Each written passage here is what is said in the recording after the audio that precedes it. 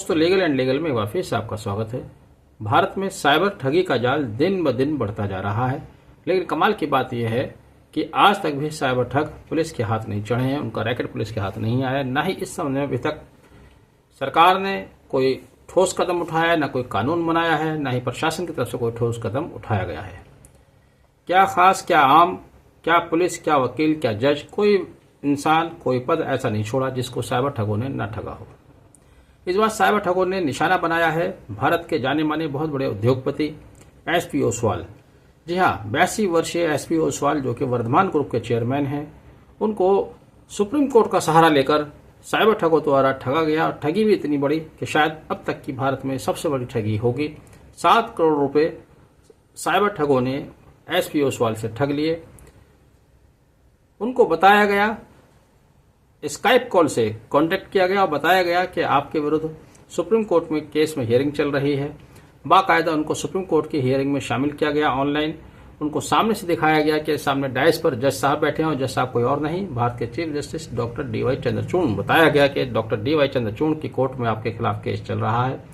Doctor D.Y.. Chandrachud की आवाज भी उनको सुनवाई जाती है और वो केस की सुनवाई करते हुए एसपी ओसवाल साहब को आदेश देते हैं कि आप 8,30,000 वो कहते हैं कि आप अपना सारा फंड एक सस्पेक्टेड अकाउंट में ट्रांसफर कर दें, क्योंकि आपके विरुद्ध पीएमएलए की कार्रवाई चल रही है, prevention of money laundering act की कार्रवाई चल रही है। तो जब तक ये इन्वेस्टिगेशन चलती है तब तक आप तमाम फंड अपना एक सस्पेक्टेड अकाउंट में ट्रांसफर कर दें।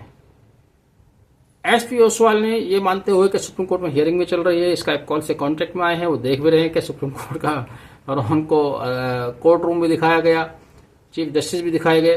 तो उन्होंने झांसे में आकर $8,30,000 जो अकाउंट बताया गया था ठगों के द्वारा उस अकाउंट में ट्रांसफर कर दिया।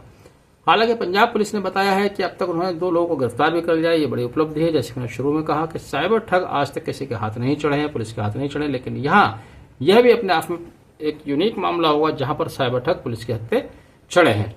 और पुलिस का कहना है, जो पुलिस ने राइटर्स को बताया, राइटर्स में छपी खबर के मुताबिक मैं आपको जानकारी दे रहा हूं, पुलिस ने बताया कि अब तक उन्होंने $6 लाख वसूल भी कर लिए हैं। तो यह भी अपने आप में एक अलग बात है, यूनिक है, क्योंकि अब तक जितनी साइबर ठगी हुई है ना तो ठग पकड़े जाते हैं, और जब ठग नहीं पकड़े जाते तो उनके द्वारा जो ठगी की जाती है वो धनराशि भी वापस नहीं आती। तो कुल मिलाकर साइबर ठग का जाल, इन ठगों का जाल बहुत मोटा हो चुका है।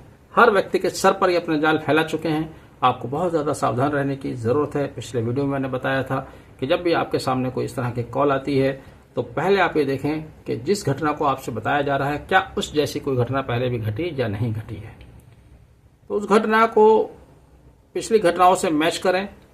यूजुअल कोर्स ऑफ एक्शन में कोई बात होती है तब उस पर आप यकीन करें। यकीन करने के बाद उसको कई बार उसको क्रॉस चेक करें, एकदम से कोई डिसीजन ना लें।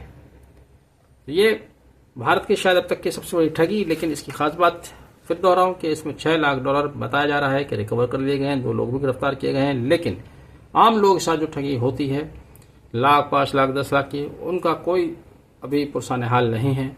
ना ठग पकड़ में आते हैं, ना उनकी जो राशि ट्रांसफर कर ली जाती है उनके खातों से धोखे से वो वापस आ रही है। तो ऐसे में आपको सिर्फ और सिर्फ सावधानी बचा सकती है। सावधान रहिए और साइबर ठगों के झांसे मारने से बचिए। आपने वीडियो आखिर तक देखा और लोगों तक शेयर कीजिए ताकि लोगों के बीच में भी अवेयरनेस आए और इससे सावधान रहें। Thank you. Have a nice day.